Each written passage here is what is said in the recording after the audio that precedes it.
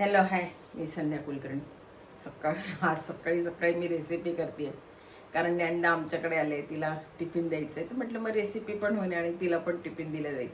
म्हणून आज खूप सकाळी सकाळी पूजा वगैरे सगळं आटोपलं माझं आणि म्हटलं आता रेसिपी करावी, तुम्हाला पण दाखवावं. तर आता वेगळं काहीतरी करते मी. खरं खरं सांगू का, ही खूप जुनी पद्धत आहे. ही आताची पद्धत नाही आहे. ही खूप जुनी, जेव्हा कडधान्य असायचे ना तेव्हा हे लोक करायचे. खरं म्हणजे याला लागणारं साहित्य सांगते मी आता, मी काय करणार आहे त्याचं. नाश्त्याचाच पदार्थ आहे. साधे मी मूग घेतले, हे रात्री मी भिजत घातले, रात्रभर भिजत घातले हे मूग आणि आता छान भिजलेत. हे बघा, छान भिजलेत. म्हणजे मूग, याला लागणारं साहित्य भिजलेले मूग घेतले हिरवे, आणि गव्हाचं पीठ आहे, हे मीठ आहे, याच्यामध्ये थोडीशी हिरवी मिरची आणि आलं. एकच हिरवी मिरची, ती तिखट फार खाते म्हणून एक मिरची आणि लसण घेतलं. आलं नाही, लसण आहे आणि हिरवी मिरची घेतली आणि याच्यामध्ये जिरे. याला लागणारं साहित्य एवढंच आहे. आता हे कसं करते मी बघा. हे जे आहे ना, हे आता मी छान धुवून घेतले, धुवूनच भिजत घातले होते. मी आता छान हे अजून एक पाण्यानं स्वच्छ धुवून घेते आणि मग दाखवते तुम्हाला.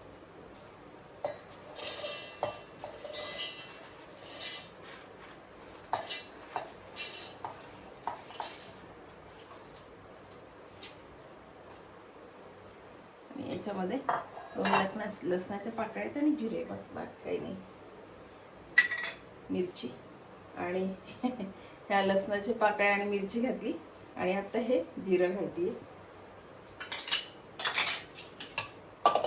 आता हे छान मी मिक्सरमधून टाकते आणि हे बघा, हे असं छान बारीक झाले बघा. ती बारीक केलंय बरं का, मी खूप बारीक केलंय हे. अगदी जेवढं आपल्याच्यानं करता येईल, फार पाणी नाही घालायचं, पण जेवढं आपल्याच्यानं जमल ना तेवढं मी बारीक करून घेतलं. फार पाणी घातलं ना तर मग ते खूप पातळ होईल, आपल्याला पातळ नको आहे. आणि आता बघा, मी हे घेते सगळं.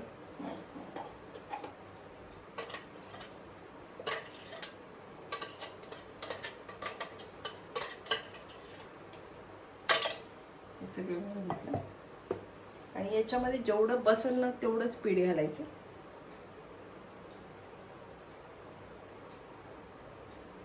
आणि थोडं मीठ घालते. आता भिजवताना बघते किती लागते याला पीठ, थोडंसं मीठ घालते.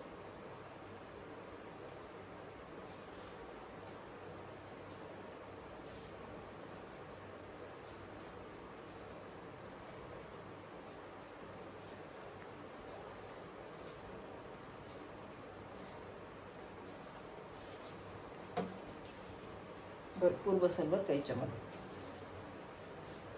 कारण आपल्याला घट्ट करायचं आहे ते.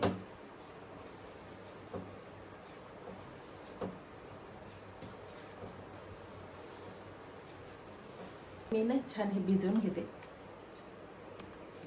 आणि आता याचे बघा तुम्ही, हे बघा, हे छान माझं भिजवून झाले. मुगाच्या डाळीत, मुगामध्ये जेवढं मी मूग बारीक केले होते तेवढ्यामध्ये जेवढं बसल तेवढंच मी गव्हाचं पीठ घातलं.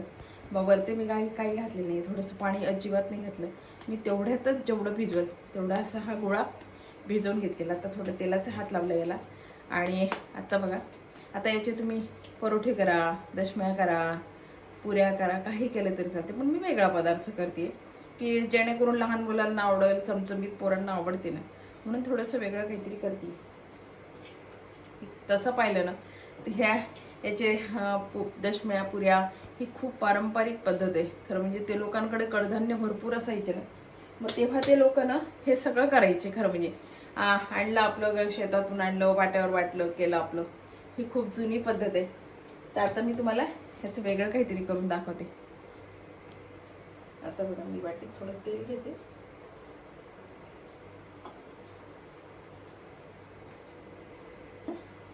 थोडं तेल घेतलंय. आता याच्यामध्ये थोडंसं पेस्ट अशी होईल ना आपलं, असं पीठ घालते.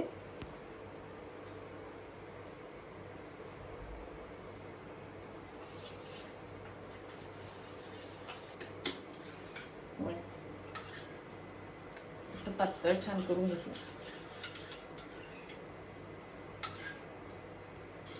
छान गोळा घेतला. पण याला ना खूप चिकटपणा आहे, थोडंसं पीठ लावावं लागेल याला. बिना याचा हा लाटता येणार नाही, कारण आपण सगळा मुगाच्या याच्यात तो भिजवलेला आहे ना.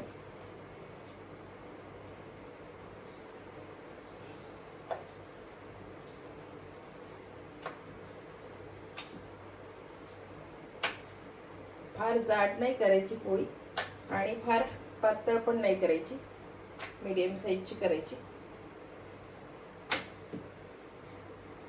थोडं पीठ लावते परत, सगळीकडून सारखे लाटून घेतले.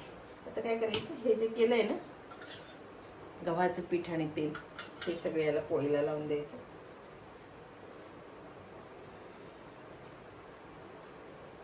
जेणेकरून ना याचे जे पुढं पुढं आहेत ते मोकळे झाले पाहिजे, बाकी काही नाही.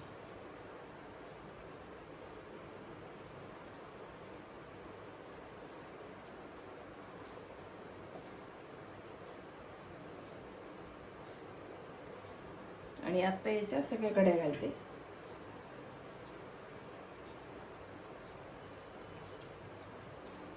घडीलाही थोडं लावलं तर चालेल.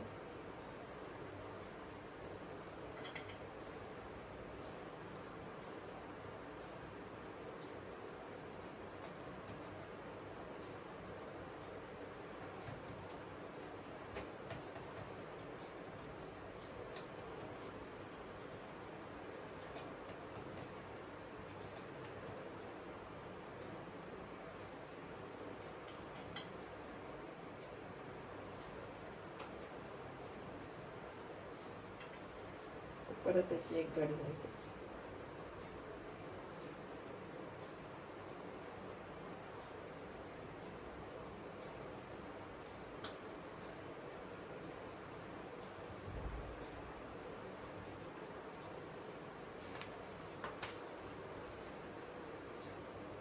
थोडंसं पिठाचं घातलं.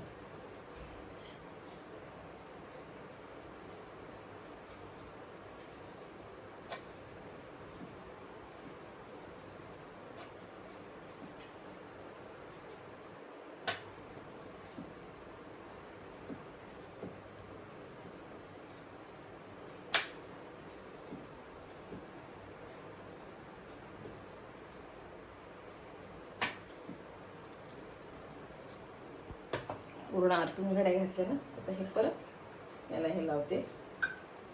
आतून पूर्ण सगळं मोकळे हे. आता फार मी पातळ नाही लाटली पोळी थोडं जाडसरच लाटली.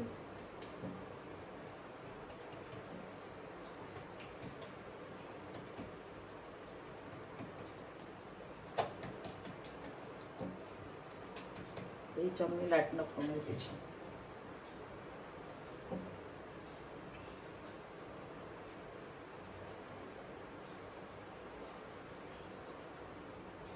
आणि आता याचे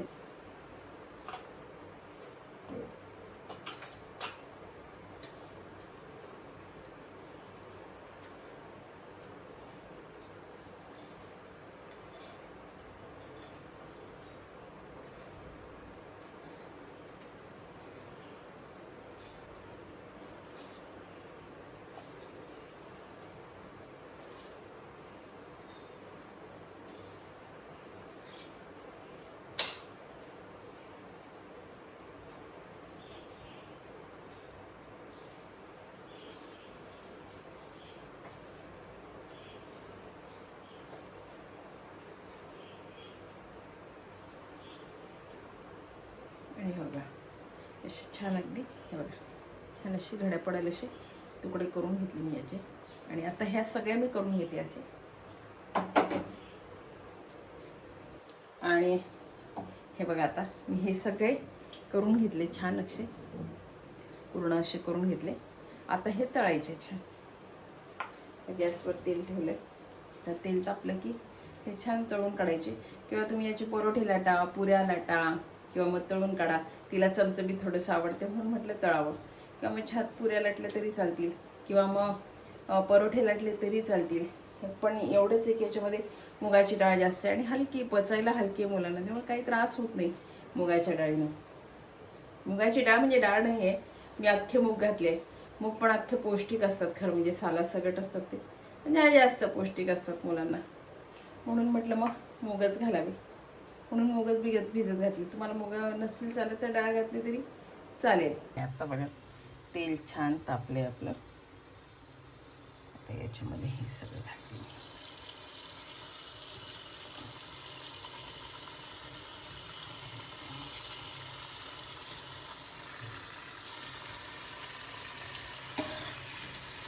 याचे ना पुढं छान मोकळे होतील आता.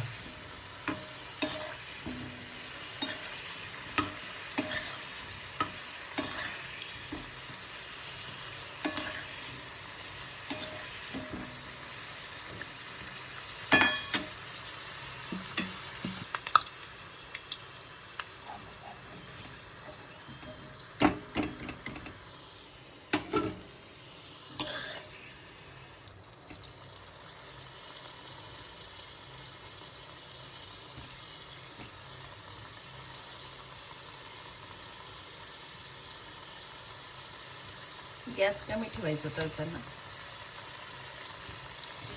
पण आजपर्यंत ते तळल्या जातं.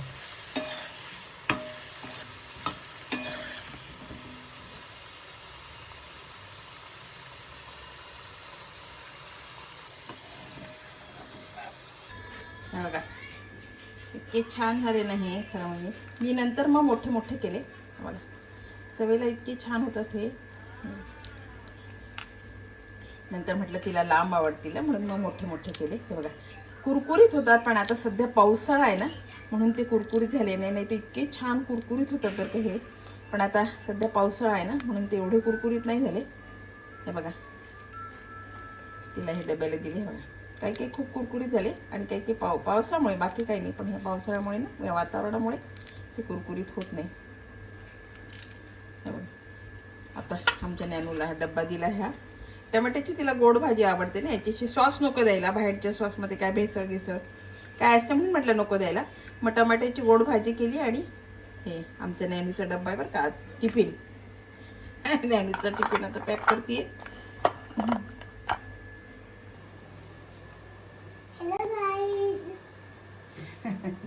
बघा ही रेसिपी तुम्हाला कशी वाटली, आवडली का? आवडली असेल तर लाईक करा, शेअर करा, सबस्क्राईब करा. आज आमच्या नंदाच्या आवडीची रेसिपी आहे बरं काही. नॅनू आवडली? आमच्या सोनून लगेच खायला सुरुवात केली आहे. कशी झाली? छान झाली. आज ती केल्याबरोबर तिने सुरू केले. टिफिनला तर दिलंच मी पण तिने पण सुरू केले. बाय करताना बाय. परत भेटू अशा नवीन नवीन रेसिपीसाठी. Bye bye.